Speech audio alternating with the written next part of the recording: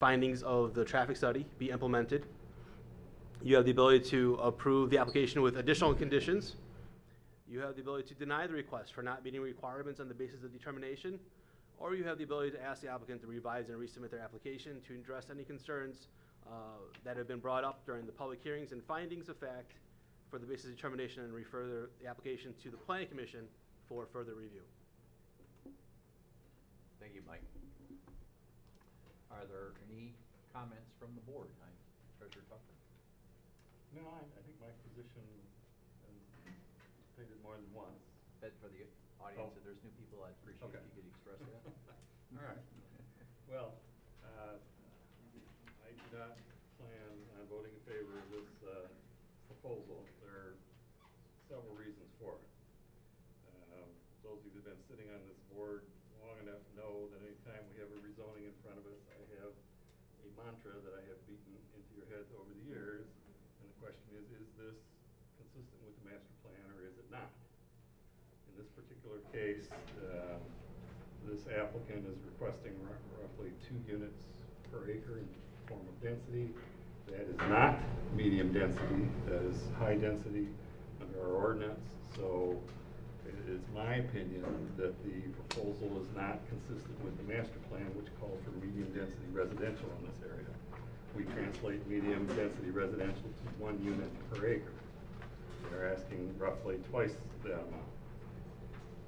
As Mike Dean pointed out, the applicant is requesting deviation from our requirements for minimum lot size, minimum lot width, and rear yard setback. I find no provision in the ordinance that permits that. The PUD restrictions do allow variations of some of the schedule regulation items that are in the ordinance. Nowhere will you find any deviation from the minimum lot size, minimum lot width, or rear yard setback provisions. So in addition to being inconsistent with the master plan, it is incompatible with the zoning ordinance. And as I already mentioned, the 5th point that I would make is that the density that is proposed is also inconsistent with the schedule regulations, which call for no more than 1 unit per acre. So that is my position. I understand what the Planning Commission was saying. I managed to miss both meetings on this one, so my apologies for that. I hardly ever miss, but I managed to miss this one. So I think had I been there, you probably would have had a different recommendation. But I don't want to take away with what they did. I know they put a lot of work into it. They looked at parallel plans, but that is my position, inconsistent with the master plan, violative of the ordinance in 4 aspects. Thank you, Treasurer Tucker. Any other comments from the board? I actually just had a question that maybe we could discuss, so the public is probably concerned about this as well. So we had the traffic study and the results of the traffic study, but those are county transit roads, are they not? So who would implement those recommended changes? We have the ability, if we were going to proceed with a PUD, that's one of the reasons we look at PUDs, is we have the ability to say, okay, we'll approve this on the condition that you do X, Y, and Z, and X could certainly be implementation of the right turn lanes. The 4-way stop proposal's got to be approved. You could pass the signage costs on to the applicant, but that's something that could be included if you want to go in that direction. But that's something that we could, as a board, Fenton Township board could include, and we don't need Genesee County's buy-in for that? No, not for the, yeah, you're going to need the county's buy-in because you're changing county primaries. Right. With turn lanes and stop signs and all of that. I don't think that would be a problem in light of the traffic report. In terms of the cost, you do have the ability to push the cost on back to the applicant. Great, thank you. Are there any other questions from the board? Yeah. Yes, Kate. So I guess it's my understanding, and I heard Mr. Dean's statement, but I wasn't here at the last meeting, so I didn't have a chance to ask him about this. So they could, I heard you sort of saying they couldn't meet the minimum lot without reducing the amount of open space, but they could if they were willing to lower the amount of single homes in the development, right? Correct. Okay, thanks. Any other questions from the board? The applicant is standing. I'm sure you would like to make a comment. I do want to remind everybody that this is not a public hearing, so allowing public comment is not required. It is at my discretion, so at this point, this is the third meeting we've had on this, so we're going to allow the applicant to make a comment, and then we will move on. There will be no public comment this evening. We do have a point at the end of the meeting for public comment on agenda and non-agenda items. If you'd like to speak to it, depending on how the vote goes, feel free to at that time address it. Thank you. Could you state your Lyle Wynn with Lombardo Homes. Address is 13001 23 Mile Road in Shelby Township. I'd like to, next slide please. Just kind of, I'll recap some of it and expand a little bit on what Mr. Deem had mentioned. I'll give a little recap of what we've gone through, how we developed the plan that we're putting in front of you today. There were obviously some objections at various planning commission meetings and here in front of the board. I'll review the traffic study quickly and the summary, and then hopefully be able to address how that occurs in terms of financing and who does the improvements. And I'll show you the various plans and how we got from parallel plan under current zoning all the way to the PUD that we're asking for tonight. So with that, next slide please. Back in February this year, we had an introductory meeting with our proposed site plan with some of the homeowners, adjacent neighbors. From that, we went to the public hearing at the Planning Commission in March. And at that meeting, there was definitely discussion about the density and lot sizes being a concern. But the Planning Commission also offered comments that they liked the park area, they liked the perimeter buffer, and they liked the idea of moderate housing product being brought to the market. So with that, the Planning Commission did make the recommendation. We came to the Township Board meeting, and in that process, we had some additional discussions and moved forward with a traffic study and some other items. Next slide, please. So some of the objections still remain today with regards to density and lot sizes. We did actually work through that site plan when we went back to the Planning Commission the second time. The original plan had 142 lots at a smaller lot size, mirroring essentially what Byram Ridge had. Came back after those comments, came back with a plan that showed 122 lots, increased the size of lots, increased the frontage from 60 to 70. And that is what we showed the Planning Commission, got their recommendation. But here at the board, there was still discussion about density and lot sizes. Traffic was a concern. I'll talk about that in the next slide. Noise has obviously been a topic for some people, but I would argue that the current situation is farming activities going on.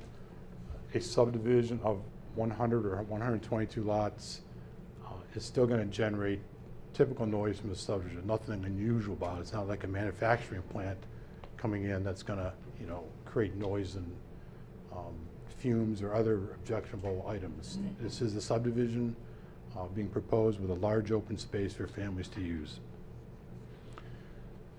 There's also a discussion about home value. We are introducing this market with approximately about $350,000 home level. That's still fairly substantial, even though it's in a moderately priced home value. The sanitary sewer system, I believe I saw comments that came to the board about there'll be no sanitary sewer being shown here. That is incorrect. There is sanitary sewer on Lobdell Road, and that will be extended into the site to provide public sewer to all the lots here. What will happen is there'll be individual wells. We're going through that well study program right now with the county health department and the state. And lastly, stormwater management was obviously a topic. And with that, we are proposing 2 detention basins to collect the additional runoff. Through the engineering process, we obviously have to prove that the water we discharge out of the ponds is equal to or less than the current agricultural rate. So that is part of the engineering process we ultimately go through. Next slide, please.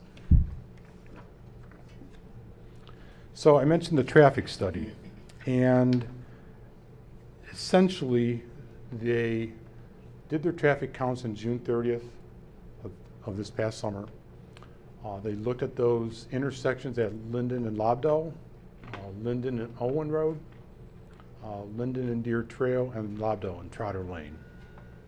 They value each of those intersections under 3 conditions. One is existing conditions, which is the traffic count they collected. A background condition, which is taking that today's traffic and projecting it to the build-out year. And then in the future condition, they take that background and add into our additional traffic to show what impacts would have in those 3 scenarios. And it was mentioned correctly that the recommendation out of the traffic study was for all-way stops at Linden and Lobdell, and also at Linden and Owen, with the addition of dedicated right turn lanes at Linden and Owen. And with the PUD process, I mean, this is where the public benefit portion of that process comes into play. And we are offering, we will make those improvements. We would be responsible for design, getting permits from Genesee County, and actual construction of that. That's, with the PUD process, we can incorporate those items, into the plan. Next page, please. So the first plan we'll look at is a parallel plan. This is how you could develop that property under the current zoning. It is a 20,000 square foot lots, 100 foot of frontage, meets all the township standards, meets the setbacks per the ordinance. There's no perimeter buffer, no open space, and it shows 104 lots on this layout. And once again, it has no buffer, no open space in that plan.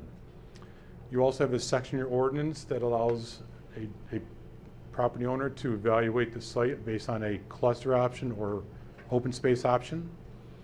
What we show under that scenario, it's a 12,000 square foot lot, 75 foot of frontage. You have to have a minimum of 20% open space.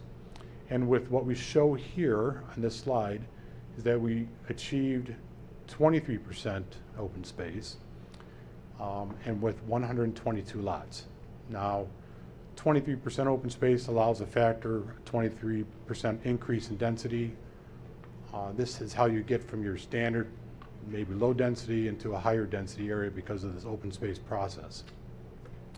With that, it would allow you to, with that 1.23%, allow 128 lots. Like I said, we are showing 122. That's 6 less than would be allowed by the open space plan. So, but the net result is that you have smaller open space areas. You still have the perimeter buffers, but like I said, it is smaller. And what we really wanted to do is achieve what the master plan actually references, is providing open space in projects. So what we did is we created a larger open space plan, which is the next slide. Oop. So in the PUD process, we offered this to the Planning Commission. It shows 122 lots, same amount as shown in the open space or cluster plan. Even though we are providing open space that is almost double what would be in the typical open space plan, of 44% provided. It is 70-foot wide lots and 9,100 square foot lots. So essentially taking the square footage from the lots and allocating it towards more open space instead of the actual lot. So what we really like here is that it creates a very large central open space, and that's, we believe that's really was the goal of reference in the master plan. We really like this product. We want to bring this particular product to the table, to the community. I'll be honest, we can do the open space plan and cluster plan, 122 lots, but it's not as a desirable product as this here with the large central area. Now with this, we also include, intersection improvements, is what I mentioned earlier.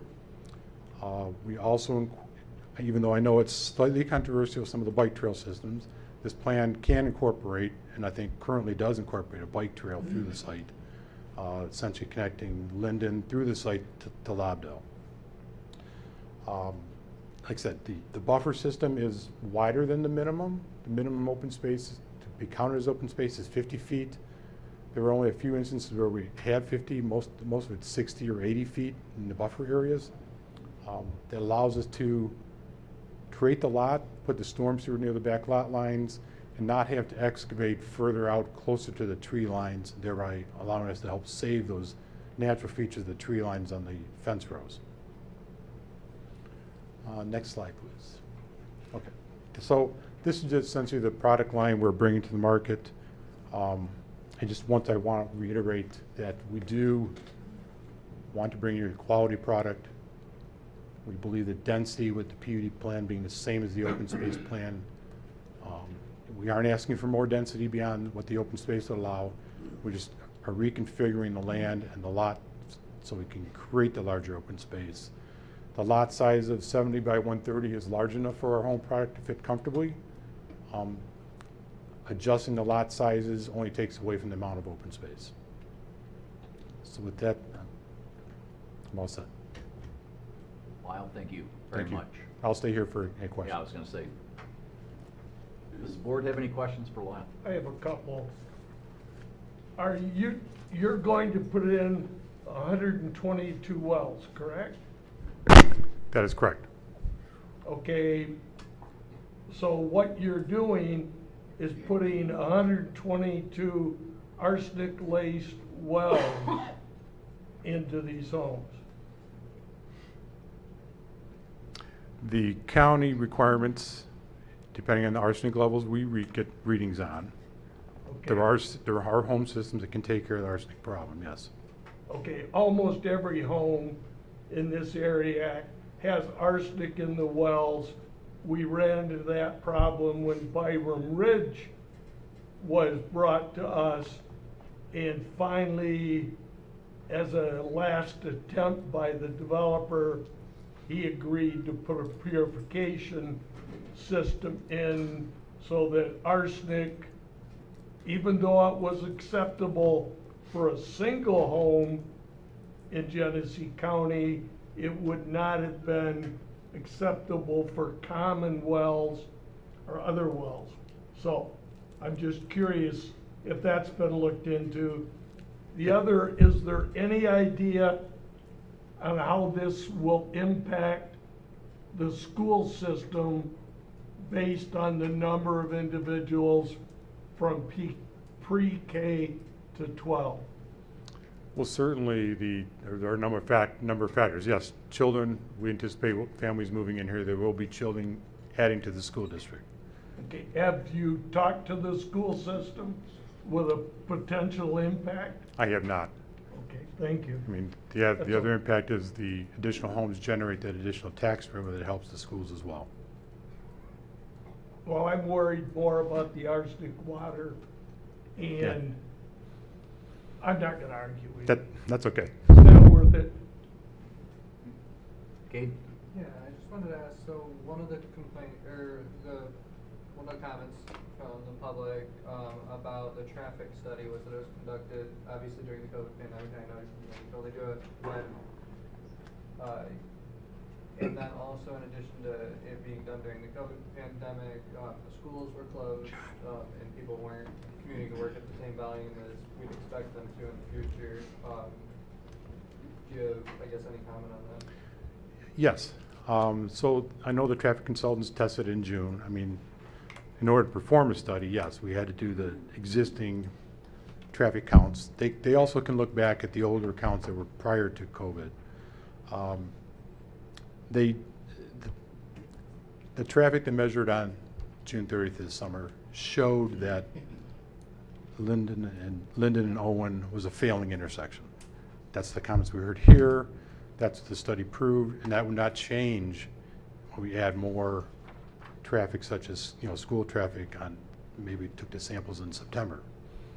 So you'd still have a failing situation, and what they offered to correct the situation is really the all-way stop and then the dedicated right turn lanes.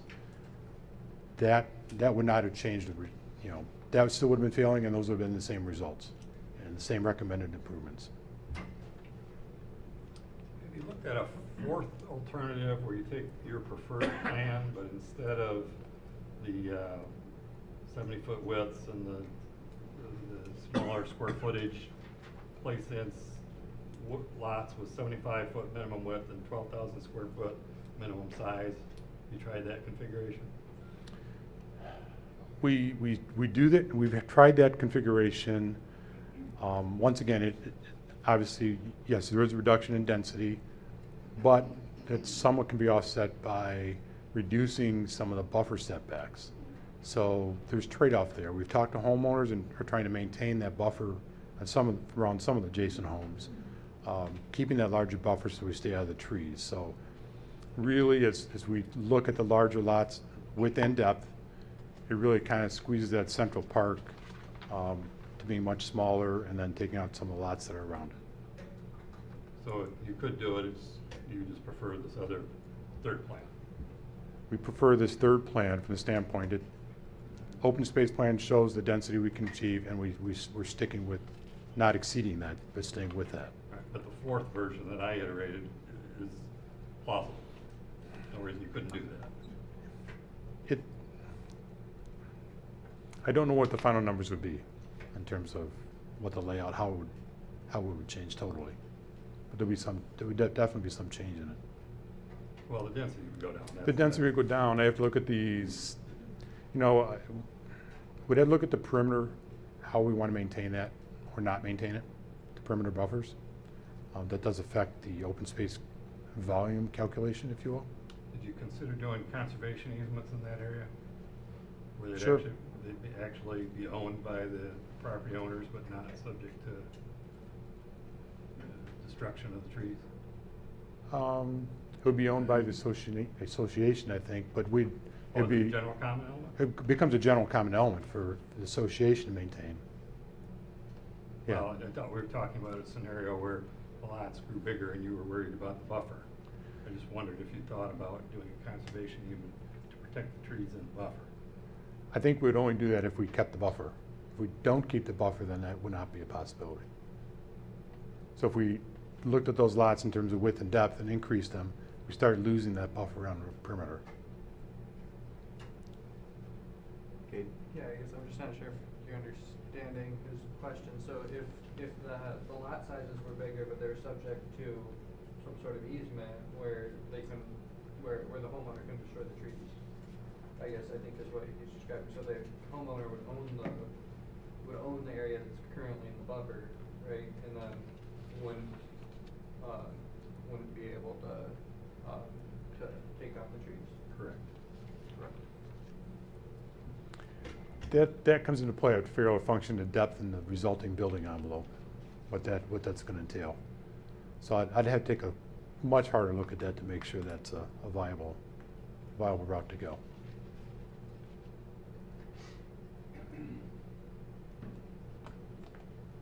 any other questions from the board?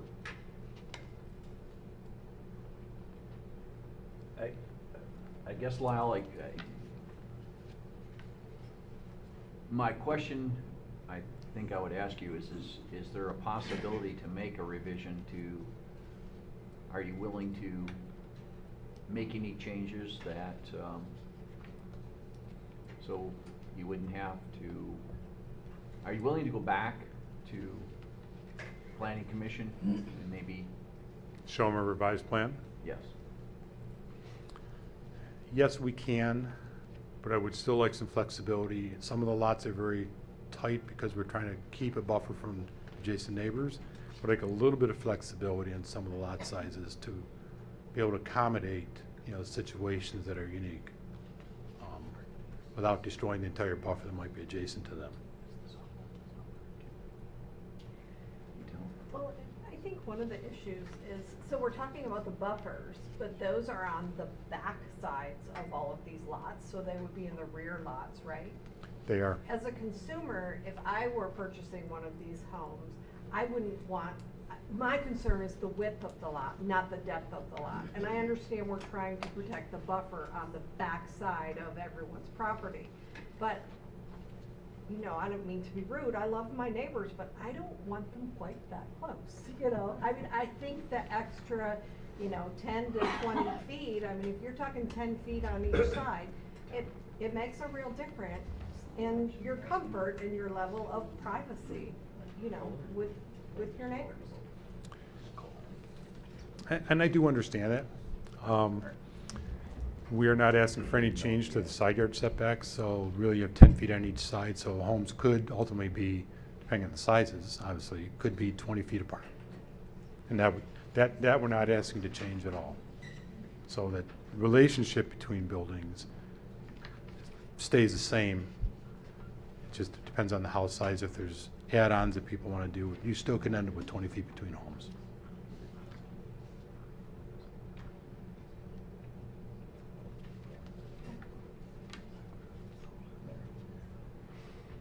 Any other questions?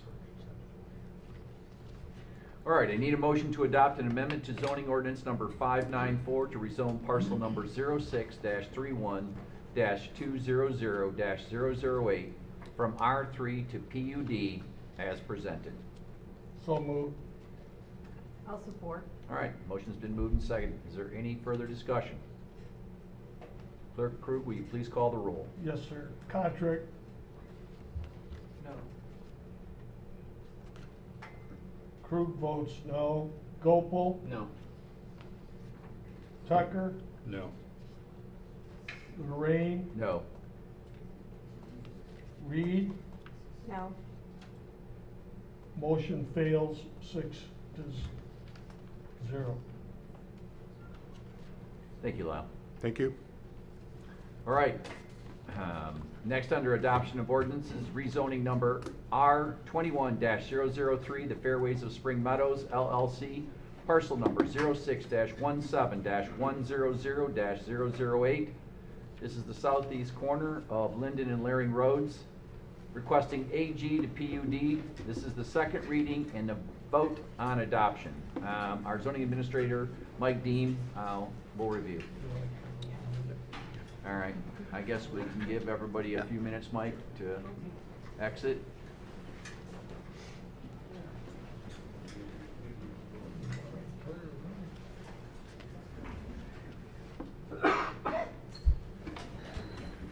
It's coming back, Tom?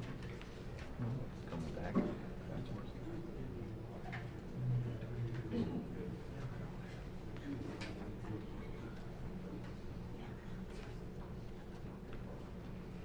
All right, we're going to resume. Mike, will you go ahead and review? Sure. So just a brief recap. This is an 80-acre parcel located at just south of Laring Road, off of Linden Road, north of the golf course in Linden. They are asking for a PUD that would allow up to 70-unit subdivision on this parcel. As we mentioned last time, back in 2001, this parcel was originally approved for planned unit development for 207-unit open space subdivision. Now they're asking for up to 70 units. The density for this parcel is medium density. What's being asked for is sort of between that low density, medium density classification, so it does comply with the master plan. It does meet the minimum lot size for an open space development. So what is being offered or being proposed is 24,000 square foot lots, 85 feet wide. They would meet the normal minimum setbacks for an R3 zoning district. Again, the Planning Commission has passed on a recommendation to approve the request. They held a public hearing, and there was only positive comments during that time. I think we held the public hearing last meeting, and I don't remember there being any comments regarding this. So again, right, you have the ability to ask the applicant to revise and resubmit their application.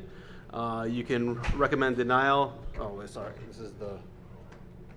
So you have the ability to accept the Planning Commission's recommendation and approve the planned unit development request. You have the ability to approve with conditions. You can have the applicant go back to the Planning Commission for additional review, or you have the ability to deny the request. Thanks, Mike. Yep. Treasurer Tucker?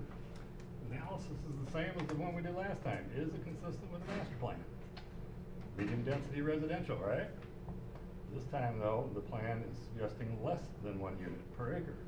So it is in fact consistent with what we classify as medium density residential. In fact, it's probably even a little less dense than that. It meets the minimum lot width, it meets the minimum lot size, it doesn't have a deviation on the rear lot size. There's, this one passes all the tests. All right.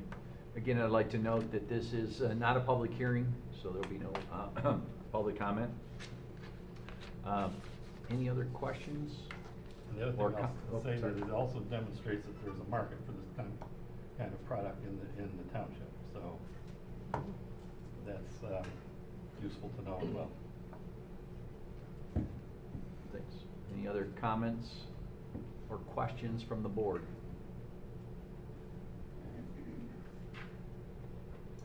All right, okay, I need a motion to adopt. I got- Oh, sorry. I Go ahead. gotta ask a question, cause I'm getting more questions about this. At the corner of Larry and Linden, there's a sign that talks about, and I could be wrong, I call it a doggy spa overnight. How did All right, that get pulled out of this so. plan? All right, so first of all, this property came back to you guys a couple months ago, and they rezoned the property to ag, so they could split off those lots on Laring Road. The sign that you're talking about, so they do not have approval for for a kennel. A kennel is a special use permit in the ag zoning district. They are aware of this. They are allowed to have a sign on their property. They have showed up and gotten the application for the site plan and a special use permit. We do not have an application yet. So that's where we are with it. Nothing has been approved. Nothing has gone in front of the planning commission yet. I only asked Mr. Dean because the people that know me in the Linden area are saying the individual, and I don't know the person's name, is already accepting, hey, I want you to babysit my dog next July. Yeah, they don't have, And there's that impression in the area. Yeah. So, they are. at least I have an answer now. They are ahead of the curve, or they've jumped the starting gun, right? They have nothing other than a sign. Okay, thank you. Yep. Thanks. Any other questions or comments from the board? Hearing none, I need a motion to adopt an amendment to zoning ordinance number 594 to rezone parcel number 06-17-100-008 from AG to PUD as presented. So moved. Support. All right, the motion's been moved and seconded. Any further discussion? Hearing none, Clerk Krug, will you call the roll? Yes, sir. Gopel. Yes. Tucker. Yes. Rain. Yes. Contract. Yes. Krug votes yes. Reed. Yes. And Kessler is absent. Motion passes. All right. Thanks, Bob. Yep. All right. Next, under adoption of ordinances, we have two of them. We have a proposed medical marijuana ordinance. This is the second reading and vote on adoption. And also a proposed zoning ordinance amendment, medical marijuana, second reading and also vote on adoption. Our zoning administrator, Mike Deem, will explain. All right. So there are a number of state laws that regulate marijuana in the state, right? You have the Facilities Act, which regulates the commercialization of medical marijuana. You have the Legalization Act that is very similar to the Facilities Act that talks about recreational marijuana.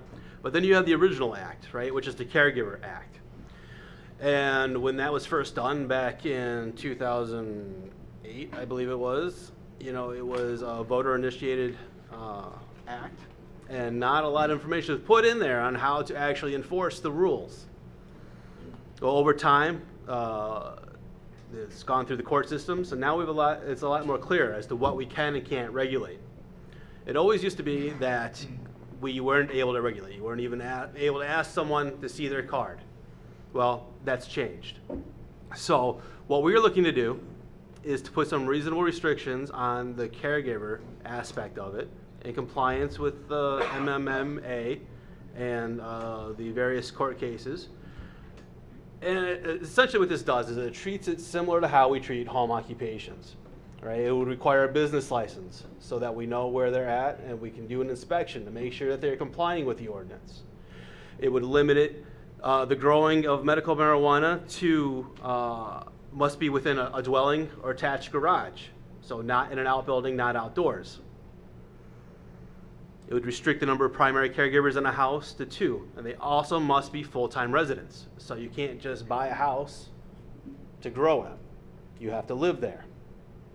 It would prevent the distribution of marijuana on site. We talked about it would not allow outdoor growing. It would also limit the primary caregivers to only residential zoning districts. Because again, we're treating this as similar to a home occupation. It's not about the commercialization. It's to allow a primary caregiver the opportunity to provide up to their 5 patients. This is not intended to allow multiple caregivers to congregate and create co-ops in a commercial district. Township was very clear. You did not opt into the Facilities Act. You opted out of recreational marijuana, right? The commercialization. So this is following that precedent. This does not affect the usage of marijuana, right? Because that's still regulated by state. So last meeting, right? We had a public hearing, and we had Dr. Nakadar show up and offered his expertise because he's been an advisor to other communities across the state and for the state of Michigan on regulating marijuana. And during the discussion that the supervisor and myself had with him, one of the concerns that was talked about was, well, if you allow 2 caregivers, that's a lot of plants, right? So how can you regulate that in a way that's consistent with our ordinance? Well, our home occupation ordinance has this following statement: the use of. So we're recommending a revision that would follow what the home occupation ordinance says, right? So this would be the use of a primary caregiver's residence dwelling for medical marijuana related purposes shall not occupy more than 25% of the dwelling's floor area, and in no case shall exceed 300 square feet of the dwelling. So that is going to put a limit on either the number of plants or the size of plants. 300 square feet is what we would allow for a home occupation. So we're not creating anything new. It goes back to the philosophy. We want to treat this as how we would treat a home occupation. And the intent is that you're allowed to do it in your house and it doesn't have an impact on the surrounding neighborhood. When the zoning board reviews a home occupation, one of the things they look at is what's the impact going to be on the neighborhood. It's supposed to be intended to maintain the residential character. And that's what these recommendations would do. So there's this one, so that's the minor revision from what you saw last time. I think also Tom and I talked about delaying the enforcement until the beginning of the year to allow us to get notice to those that are out there to come into compliance. The recommendation for the Planning Commission is to approve the ordinance you guys have in front of you. Appreciate that, Mike. That was a good meeting that we had. The doctor was very generous in coming and lending his expertise, because certainly I had some concerns. When you have one caregiver that can grow 72 plants and 2 caregivers in a single home, I was a little worried about that. I mean, I can't override what the public decided to vote on, but at the same time, we can do the best we can to make sure that it's truly a caregiver that's giving it. So I think he offered a lot of expertise, and I think we came up with a great plan, so a great ordinance. So, are there any questions from the board? I have one question. We're using the term full-time resident. What does that mean? Is there a definition in the ordinance or in the legislature that, was passed this, what is it, MMMA? Do they define that? So that is coming directly from our zoning ordinance from home occupation, right? And clearly, Very good question. clearly what we want to avoid here is we want to avoid people coming in, renting a home in a neighborhood, spending one night a week there or one night a month there and saying, well, I'm renting that home, it's my residence, I'm a full-time resident, and just using it as a grow house. That's clearly what we're trying to avoid here in the township. And we did limit it to 300 feet, which is going to be very hard for them to do that. Correct. But that is I don't know, is there a definition, Mike, for it or not? I was going to say, Yeah. Can we include that those that are claiming residents there be registered with the state to vote at that residence? I don't wanna tie it to a voting, but Well, what I'm saying, to vote in Fenton Township, you have to be a resident of Fenton Township. Yeah, but not everyone registers to vote, right? And then if, is the option, and maybe we should look at it at the workshop, is that their primary residence? Just thoughts. is there? I don't know the I don't answer like to that. myself. That ambiguity. Kate? Would you say, do we have a definition, just not in this, we were taking the wording from somewhere else, or? From the home occupation. From the home occupation. But I don't think there's a definition There's there. not a either. definition No. there either, okay. So, Should there be?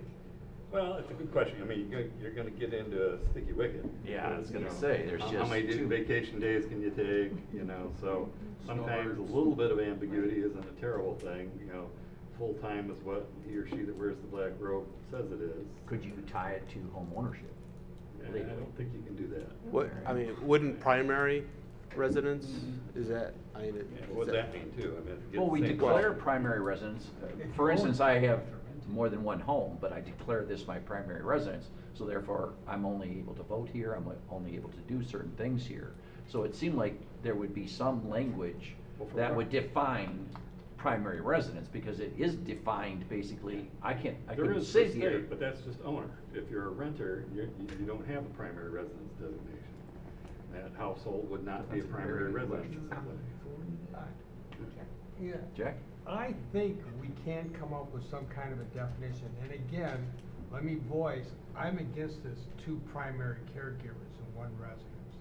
Even with the square footage? Even with the square footage, because all you're doing is lending itself to more problems. I mean, one caregiver, they're gonna fill up 300 feet easy in a blink of an eye, they can fill up a whole house. One. Right, so we don't care if there's, we Well- talked about that, and the doctor said if there's 2, if you only have 300 feet, there's only so much plants. If one person, one caregiver can grow 72 plants, Right. I don't care how small they are, I don't really think in 300 square feet you can do much more than that. It's a 10 by 30. Yeah. I mean, the amount of I- power, the amount of, that you would need, the amount of water, the electricity. Then why even have the 2? I just think that's gonna pose a problem at some point. Well, there's no harm in saying 1, it's just, we're saying mathematically you couldn't get there anyway, but. Well, you don't know. I mean, next thing you know, somebody's gonna run out the basement and run up the upstairs, or somebody else on the first floor, and I just think one caregiver per address is what you should have. And then relative to the residence issue, I think we can come up with some sort of a definition that maybe isn't exact, but I'll at least limit that somewhat, because I'm looking at this from the standpoint, if I have to go in court and some defense attorney's gonna say, well, we say it's primary residence, and I say, well, it isn't, they're gonna say, well, where in the ordinance does it say how it's defined? Right. And so if you don't have it in the ordinance, it means nothing. Okay? Yeah, this is a little, well, I guess it's separate from that, and I agree that we should have a definition of residence. I like having 2 primary caregivers, especially if we're already space limited, because you've got 2 adults in most residential homes. But, sort of separate from that, I was curious about, and I would ask last week, or 2 weeks ago, Section F of the ordinance talks about, it says a sign, you can't have a sign identifying the home occupation by word, image, or otherwise, or indicating the medical use of marijuana is taking place on the premises shall not be permitted, nor shall any vehicle having such a sign be parked anywhere on the premises. I was wondering how broad that really is.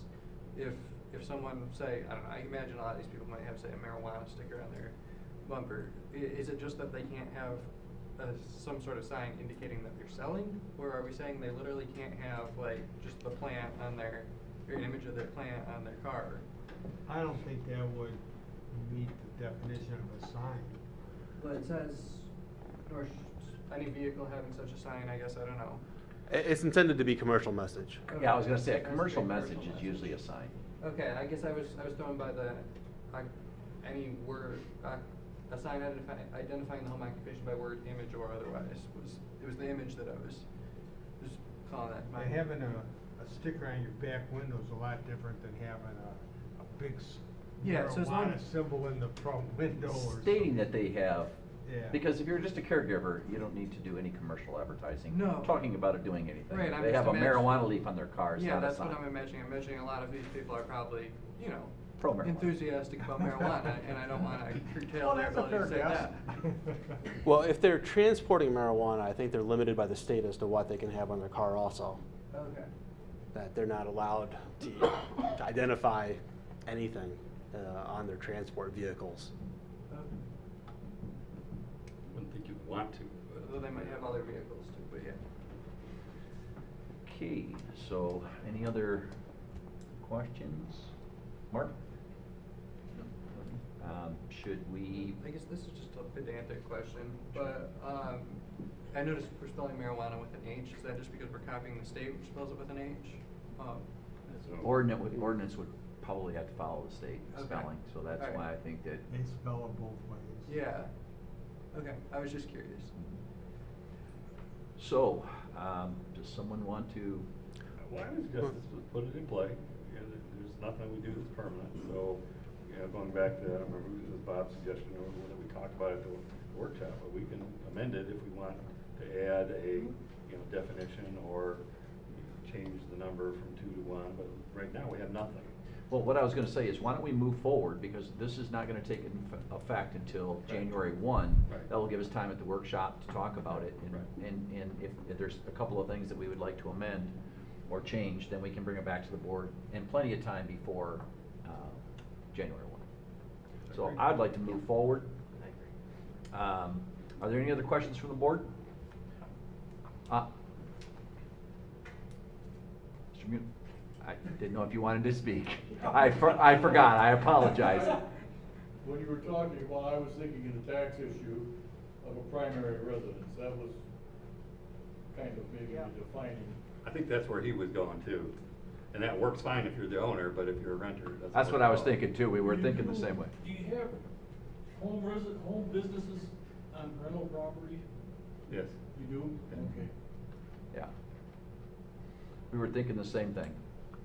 All right, I need a motion to adopt the Fenton Township medical marijuana ordinance as presented. So moved. Support. All right, motion's been moved and seconded. Any further questions? All right, Clerk Crew, will you please call the roll? Yes. Kessler's absent. Reed, Yes. Lorraine, Yes. Cottrell, Yes. I vote yes. Tucker, Yes. Gopal. Yes. Motion passes. Thanks, Bob. I'm sorry, I apologize if I'm speaking loud too. I'm losing my voice, so I'm probably speaking too loud. I apologize. Okay, I need a motion to adopt an amendment to zoning ordinance number 594 to prohibit medical marijuana primary caregiver operations in non-residential zoning districts as presented. So moved. Support. Motion's been moved and seconded. Any further discussion? Hearing none, Clerk Crew, will you call the roll? Reed, Yes. Lorraine, Yes. Cottrell, Yes. Tucker, Yes. Gopal. Yes. Kessler is absent. Crew votes yes. Motion passes. Thanks, Bob. All right, moving on to unfinished business, we have none. All right, the next business in order is new business. We have resolution number 2021-34, which is LAFF Regional Pathway Project Phase 3. I'm sure everyone's had time to review the information in the packet. Both Ed and Jeff are here from LAF. So I'm sure, Jeff, it's you that wants to get up. Keep it brief. I think we've already had a presentation from the last Yeah, meeting. I'm just really here to answer questions, so if you guys have any specific questions, we'd be happy to answer them. Otherwise, if you need anything, I'm here to help. All right. Thank you, Jeff. Any questions from the board?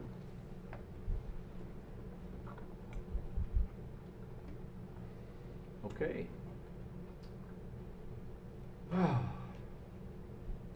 move on. Resolution number 2021-34. Clerk Krug, will you please present the resolution? Yes, it approves the submission of a Genesee County TAP grant application for both the Owen Road and Fenton Road pathway project, one of which will ultimately become phase 3 of the LAF Regional Pathway Project. Commits $20,000 in matching funds in 2026 for Genesee County TAP grant applications for phase 3 of the project. I will move the resolution. All right. I'll support. All right. The motion has been moved and supported for resolution number 2021-34 as presented. Any other discussion? Clerk Krug, will you call the roll, please? Yes, just before I vote, I would like to put a reminder out there that this project was rejected by the Fenton Township voters 64.46% to 35.42%, and I vote no. Reed, Yes. Lorraine, Yes. Kotrick, Yes. Tucker, Yes. Gopal. Yes. Oh, you just pissed off 1,536 voters. Congratulations. Not the first time, Bob. No, Well, Thank you. you never know. We I- might have an election in November after. Well, I've always thought it was in the business sense that using $20,000 to leverage almost $4 million for a project is a good use of taxpayer dollars. So I will, Well, the Bob, I completely understand. Taxpayers didn't believe so, and a lot of the taxpayers aren't even sure why Southern Lakes Park and Rec are involved or are active. Enough said by me. If I pissed anybody off, I don't really care. Just to make sure we understand. I wasn't gonna give you a count anyway, Bob. All right. Next, under new business, amendment to agreement for enforcement services between the Genesee, County of Genesee. Mr. Supervisor, you missed the super. Did I skip over something? Fire chief said. You got the hiring of 2 employees. No, I thought it's a little later. Well, it depends on where you Hold on. want to insert the added. No. This is the one I have next. This is where I inserted it under new business. Oh, you didn't put it at the end? No, I didn't Okay. put it at the end. Sorry. No, I'm sorry. Is that on the agenda? No. Yes, it was It was added to amended the, to it was the amended to the agenda, I'm sorry. We're just gonna go ahead, Chief, I'm gonna go ahead and stay with this one. You can probably just stay up there if you want. Okay. This is an amendment to the agreement for enforcement services between the County of Genesee, the Office of the Genesee County Sheriff, and the Charter Township of Fenton. Operations Manager Tom Broker, will you please explain? Yes, county contacted us today, which is why it wasn't in the original, packet. But they wanted to amend our law enforcement agreement to allow them to put in a wireless access point for their, video systems. I checked with Attorney Belzer, and he agreed that's something they need to do. It's all on their dime. They're not asking us to do anything other than, let them access the internet we already have in the building. And they will cover all costs. They want to get moving on this, I think, fairly quickly. Any questions or comments from the board? So they're using our internet feed though? Yes. But- An access point that's attached to ours, and Yes. we're paying for the bandwidth. Can't they use it now already? They just can't get to it? They in the need a cars? secure, access point. Okay. They don't want to use one of ours. Yeah, I guess that makes sense. They're gonna pay for everything, put their own security, Right. which I But can not the understand. bandwidth. Right, the Everything bandwidth. but the We bandwidth. already have the bandwidth, Okay, so. right. Yeah. They're already using it. And they're not gonna be, all right. Any other questions or comments from the board? Clerk Krug, will you please present the resolution? Yes, thank you. Resolution contains the following. 1, Fenton Township shall allow the county and/or the sheriff to physically install a WAP fixture onto the building. 2, the county and/or the sheriff will be responsible for installing, maintaining it, and removing the WAP fixture in the future. The WAP fixture shall be owned by and shall be the property of the county and/or the sheriff until an even wall affixed to Fenton Township's building. And the county and/or the sheriff shall be allowed to remove the WAP fixture at any time. The remaining terms of the agreement shall remain unchanged and in effect. I'll move the resolution. Support. All right, the motion's been moved and seconded. Any further discussion? Clerk Krug, will you please call the roll? Yes. Gopel. Yes. Krug votes yes. Reed. Yes. Lorraine. Yes. Cottrick. Yes. Tucker. Yes. Resolution passes. Thanks, Bob. All right, next on our new business is proposed hirings. Fenton Township Fire Department, Chief Bolts will review the two proposed hirings. It's not something that happens very often, but we've been doing pretty good the last couple of months. I think we've hired 5, and we still are retaining 4 of them. So the Fenton Township Fire Department's recently stepped up its efforts to hire new firefighters, and I'm pleased to report that we have 2 more recruits. I respectfully request that the Township Board approve the hiring of Austin Walagora and Spencer Hill as members of the Fenton Township Fire Department. Both are in the process of completing their pre-employment screenings, and I believe both will be a fine addition to the department.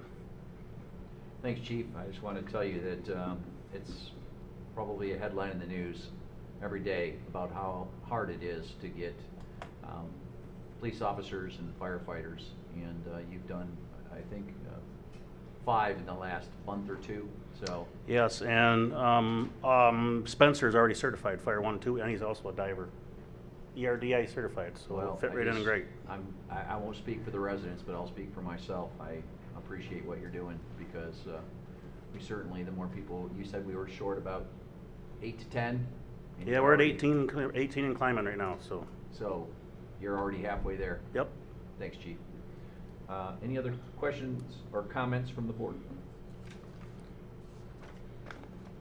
All right, hearing none, I need a motion to hire Austin. I don't want to Walagora? barbecue that one. Walagora? Walagora, as a member of the Fenton Township Fire Department, subject to successful completion of pre-employment screening requirements. I'll support. All right, motion's been moved and seconded. Any further discussion? Hearing none, Clerk Krug, will you call the roll? Yes. Tucker. Yes. Lorraine. Yes. Gopel. Yes. Kessler's absent. Reed. Yes. Cottrick. Yes. Krug votes yes. Motion passes. Thanks, Bob. All right, also I need a motion to hire Spencer Hill as a member of the Fenton Township Fire Department, subject to successful completion of all pre-employment screening requirements. I'll move the motion. And I will support. Motion's been moved and seconded. Any further discussion? Hearing none, Clerk Krug, will you call the roll? Yes, sir. Lorraine. Yes. Cottrick. Yes. Kessler's absent. Gopel. Yes. Tucker. Yes. Krug votes yes. Reed. Yes. Motion passes. Thanks, Bob. All right, moving on to the next business in order is board comment. Is there anyone on the board who has additional comments or concerns? I would just like to commend both the sheriff department and the fire department. So today we were returning home from a trip and pulled in our driveway. I happen to live right down the street here, and the Memory Care Center was putting together a nice little parade for a resident who was turning 102 years old. And I saw one of the fire trucks and a couple of the sheriff's vehicles join in the parade and lend their sirens and lights. So that was heartwarming to see today. So thank you for doing that. That's great. Any other board comments? I have one. I'm sure everyone in this township knows Bonnie Mathis. She was served this community for nearly 30 years or over 30 years. And due to COVID, we weren't able to give her a retirement party. So what we're doing is on next Wednesday, October 13th, here at the Township Hall between the hours of 4 and 8 p.m., we will be throwing a retirement party for Miss Mathis. So hopefully the residents will show up and support the event. And the 2 daughters have worked out, right? to kind of put this all together with people within the township. So hopefully we'll see a lot of people there next Wednesday here at the Township Hall between the hours of 4 and 8 p.m. It's nice to add in the paper that's quite noticeable. So That was actually taken out by your daughters. Daughters. Was it? Yes. Yeah, it was very visible. Yep. Good picture. Good picture. Yeah, this is a good picture too. Yeah. I think it might have been the same one, I'm not sure. But All right, any other additional comments from the board? All right, I would like to also remind the board of our workshop meeting that is coming up. It's scheduled 6 p.m. on Monday, so next Monday on October 11th, right here at the Township. All right, nothing else. The next business order is public comment on agenda and non-agenda items. We will now open the meeting for public comment on agenda and non-agenda items. First, we'll go to the audience. Is there anyone here that would like to address the board on agenda or non-agenda items? Yes, sir. Would you mind going up to the podium and stating on the other side? I'm gonna get my sign. Oh, get your sign, okay. go ahead. Just ask that you, all right. We'll ask that you state your name. You don't have to tell us your address. Well, I'm not worried about a bomb. John Love, I live at 200 North Saginaw over in Holly. Reason why I came here because I wanted to find out about this foot trail deal. And the problem with the foot trails is real simple. It's federal money that should be used for fixing highways. Instead, we divert it for foot trails. I don't know what the maintenance is on it, what kind of a responsibility you acquire for maintaining this, but it's not, do you have to plow the snow on it? I don't know what you have to do to maintain this thing. It just sits there until something happens. So that's unclear. The problem is they have a tendency to do this. They got a $13 million road to nowhere they're building. That's the Dort Highway extension. It's just criminal to take that money and put it into that road that goes down to the Schwartz Creek headwaters and flows out. All the pollution will run into the road. Nobody lives on it. Everybody hates it. They won't fix North Holly Road, but the Genesee County Road Commission is working night and day. That's why the roads are never going to be fixed. We're going to have foot trails and roads to nowhere. So I just wanted to share that with you. And it's just obscene. It was interesting, though, watching these developments where I was happy it turned down the one where they want to turn a farm into grow houses in the middle of nowhere and aggravate the whole situation in real estate. But then you approve this other one, and they didn't even have a plan on how it was laid out. So I was kind of surprised that they didn't have a plan that they presented to you. You just said, well, turn it over to them and let them do what they want. They did have a plan. They did. Well, I didn't see it here, so that's why. We had one. Now, it did change to, the guy actually got smaller from the plan that was approved at the planning But commission. it would have been appropriate at least to present, you know, what the roads are and what they're gonna do on the We've thing. seen that. Okay, well, We've had it, yeah. I You didn't, didn't, but we yeah, did. I didn't. So those are the things that I wanted at least to present. I came because of the foot trail. Also, I have a law report that I'll give you. And this explains things that somehow the lobbyists get them through, but so they don't fix anything for us. And one example of that is Michigan has the highest truck weight limits in the United States. The weight limit on trucks is the same as the weight limit on a rail car. So that's why the roads are never going to be fixed. I talked to people from the weight enforcement. One guy said, I got away from that because they tried to run me over all the time when I stopped them to weigh the trucks. So they're running the show here. The roads are never going to be fixed. That's just one example of that. So now you know more than anybody. Highest truck, they unload the trucks when they go down to Ohio. And Ohio gave General Motors a free pass for having components go down to their factories, but GM closed all their factories down there. So they don't even have that. So we're never going to see any results. It's just going to be continued downhill. Thank you. John, we appreciate that. Mr. Mueller. Chuck Mueller, 6036 Lobdell Road, Linden. First, I want to thank everybody for the rezoning, or lack of, at the Cider Creek. And second, I want to make a suggestion to the board. I am absolutely positive that I was a member of the board when we adopted PUDs. And I think, Mark, your father was an accomplice of mine. And I think we both made a mistake. So my suggestion is consider getting rid of the PUDs ordinance. And you still have good control over how things are developed. But, you know, basically I can remember more problems with PUD than I can really good solutions because of it. So it might be something you want to consider just getting rid of. It would simplify your board meetings and your planning commission meetings. Thanks. Thank you. Yes, can you please state your name? Kathy Dunlap, 6286 Lobdell Road. And I just want to thank you tonight for not, again, passing the PUD. We were just really concerned. I think out of everybody that was here, our property would have been the one that was most affected by it because of the way they wanted to place those houses all the way up our fence line.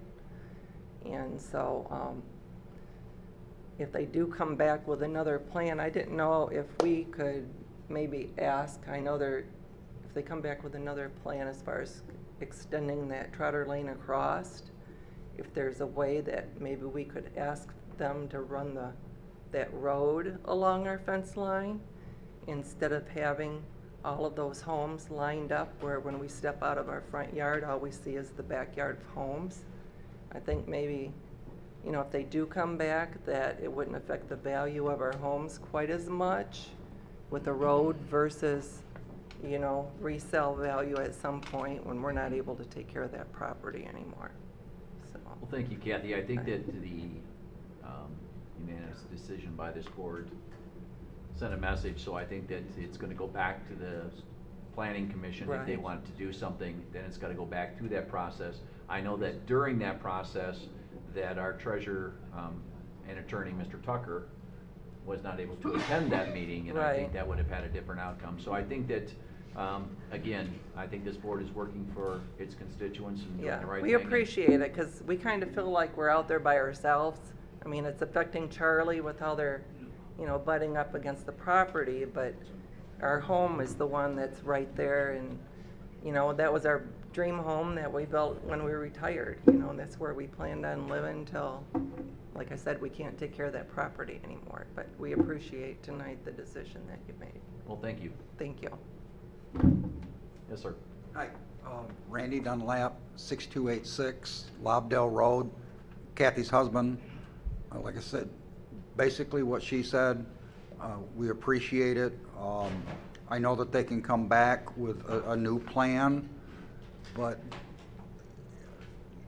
it just so affected our home, the way they had it with the houses and the road that comes out, goes in front of our driveway, and we just really appreciate it.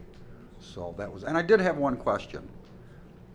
You guys keep talking about the marijuana stuff, for the medical.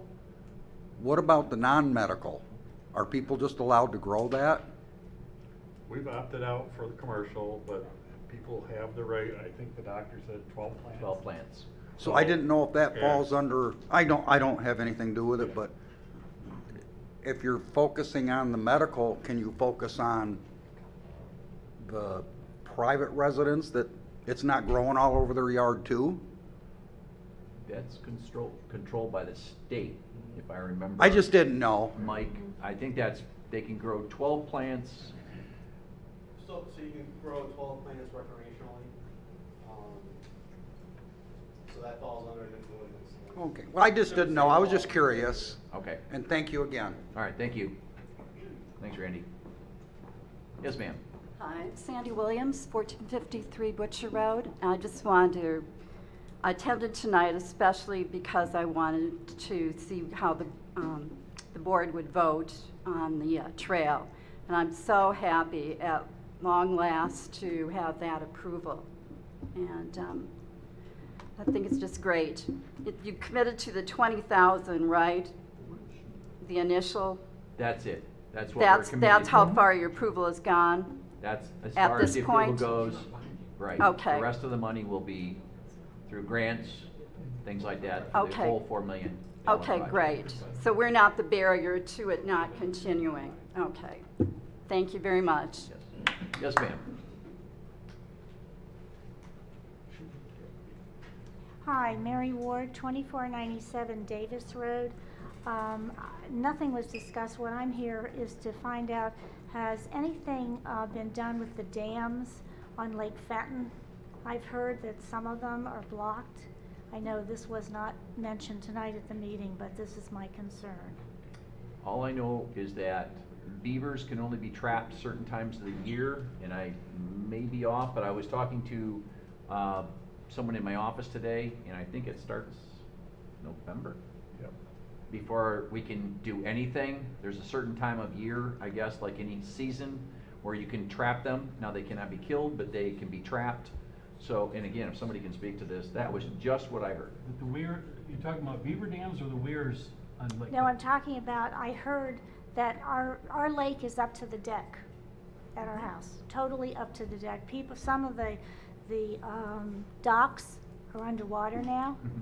So one of the neighbors mentioned, they said, oh, several of the dams are blocked, and so that was my question. Well, there's one or two weirs on Lake Fenton. They're controlled by the Genesee County Drain Commissioner's office, not by the township. And I believe they monitor it all the time, but if I'm not mistaken, every lake is several inches high right now. Oh, it's terrible. Yeah, Yeah, I mean, well, you can't do we've anything gotten about the rain, but then I 5 heard, well, inches they were deep. blocked. Yeah, inch and a half. Yeah, Today so I alone. figured if they're blocked, then the water's not going through and it's just getting higher and higher. So they can't do anything until November? Not at this point, not that I understand. Well, I don't know. the drain commissioner will, if the weirs are not functioning properly, they will do whatever they can immediately. Okay, So we can contact them, but chances are they've already been contacted, but I will call them tomorrow. okay, thank you. The weir on Crane Road is open and functioning. Talk to the people who are being flooded on Golden Pond. Well, I think they're both working and Yeah, talking to them I do. today. That's why I thought she was referring to Yeah. beaver ponds, and I didn't know that they. I heard from the neighbors, that several of the Beaver pond, or beaver, yeah, dams, okay. Yes, sir. State your name, please. Yes, Victor Lukasavitz. How are you tonight? How are you, Not Victor? worth a damn. Haven't seen you for a while. I'm the founder of LAFF, been involved in that pre-LAFF and still support that group, and I'm very pleased to see that your board is supporting it. Extensive trail system will be great for our communities in the combined effort from all the communities. Thank you. Glad to know that you're still involved, Vic. I'm still around and I'm still I alive. was gonna ask last week, but it was a long meeting and I decided not to go there. On top of the grass. Is there anyone else present that would like to address the board? Yeah, but I've already said enough. All right. We're going to go on to virtual. Is there anyone that has joined us this evening via Zoom that would like to address the board on agenda or non-agenda items? neighbors. Yeah. Yeah, 'cause I'm on there. All right. So I don't need you to do your speech, Tom. All right. Is there any other public comment? All right. Hearing none, it is now 8:53 p.m. If there's nothing else, I say this meeting is adjourned. Thank you.